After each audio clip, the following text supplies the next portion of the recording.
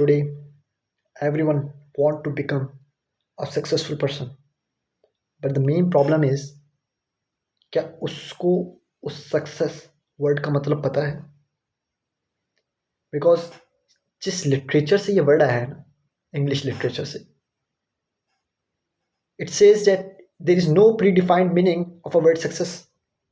जिस वर्ड की मीनिंग ही नहीं है, जिस वर्ड का कोई मतलब ही नहीं है, so how we could achieve, so how we could drive an objective from that. हमें ऑब्जेक्टिव ही नहीं मिले, हमें मकसद ही नहीं मिलेगा. और जब हमें मकसद ही नहीं मिलेगा तो हम अपनी मंजिल तक पहुंच कैसे पाएंगे? हम किस तरीके से सक्सेस को डिफाइन करेंगे? और अगर शायद हम जिंदगी में कुछ बन भी जाएं तो हम कभी खुश भी नहीं रह पाएंगे. रिचेस्ट से रिचेस्ट पर्सन आप उठा के देख लें, दे आर नॉट हैप्पी. जिनके नज़दीक सक्सेस पैसा कमाना है, और according to the research of New York time, 59% of the happiness लोगों को मिलती है स्पेंडिंग से, पैसा खर्च करने से. और फनीस्ट पार्ट क्या है, 59% स्पेंडिंग मिलती है आपको अमेरिकन पीपल के अंदर स्पेंडिंग करने से, और 90% of the mental pressure they are facing, they are not happy with their lifes. हालांकि इन्फ्लेशन रेट आप देखें सबसे अच्छा है वहाँ,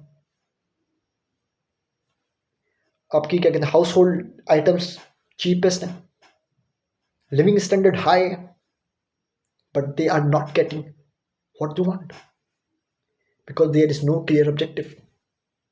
और अगर हम लोगों को भी कोई क्लियर ऑब्जेक्टिव नहीं पता होगा तो हम कहीं नहीं पहुंच पाएंगे.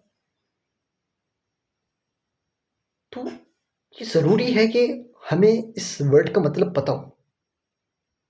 अब आपसे मैं एक एग्जांपल देता हूँ. आप इमेजिन करें कि आप एक बैटल फील्ड के अंदर, और आपका कमांडेंट आपको गन देता है और आपको कहता है कि शूट. आप कहाँ शूट करोगे? आपको आपका एनिमी नहीं पता, आपको आपका एम नहीं पता. तो आप अपने कमांडेंट से ये सवाल करोगे, sir where I have to shoot? तो सर विल रिप्लाई, और सर आपको अपना आपका एनिमी बताएंगे, सर आपको आपका ऑब्जेक्टिव बताएंगे. लेकिन हमारी लाइफ का कमांडेंट कौन है? अल्लाह अलमाइटी, गॉड. तो क्या उसने हमें कोई ऑब्जेक्टिव नहीं दिया?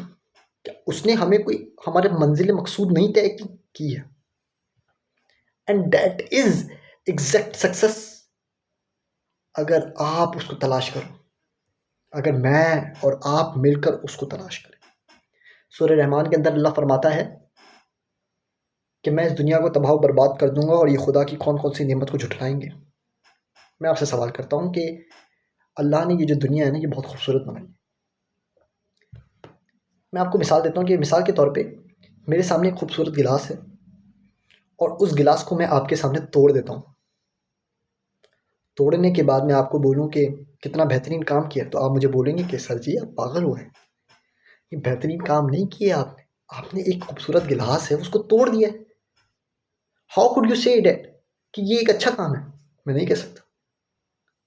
और अल्लाह कह रहा है कि इतनी खूबसूरत दुनिया को मैं तबाह बर्बाद कर दूंगा और तुम खुदा की कौन कौन सी नेमत को झुठलाओगे. इसका मतलब ये है कि अल्लाह कुछ इंडिकेशन देना चाह रहा है. अल्लाह बताना चाह रहा है, जो आपको भी पता है, जो मुझे भी पता है, कि ये हमारी मंजिल नहीं है. हमारी मंजिल जो है वो आखिरत की लाइफ.